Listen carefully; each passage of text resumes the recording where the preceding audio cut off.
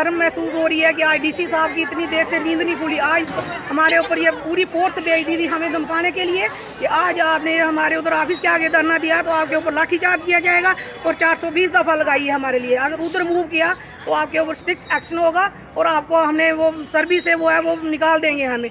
अब इतने दिन से ये डीसी साहब कहाँ सोए थे? आज हम एक नारी की आवाज़ दबाने के लिए इतनी इन्होंने फोर्स भेज दी सुबह सुबह डराने के लिए। बड़ी शर्म की बात है। और ये हमारे एमएलए साहब जो बैठे हैं इनके कानों में आज तक हमारी आवाज़ नहीं सुनाई दी है। जब वोट मांगने होते हैं तो अपनी सारी माँ बहनों को घर घर में भेजते हैं कि वोट दो वोट दो। तो आज इनकी वो माँ मैंने कहा है एक पानी का गिलास तक पूछने कोई नहीं आया। ये महबूबा मुफ्ती जो एक खुद औरत है वो भी उनके कान में शायद कान तो शायद है ही नहीं है, उनके कट गए हैं और साथ में जो थोड़े बहुत है उसमें भी रुई पड़ी हुई है जो हमारी आवाज़ उनके सुनाई नहीं दे रही है।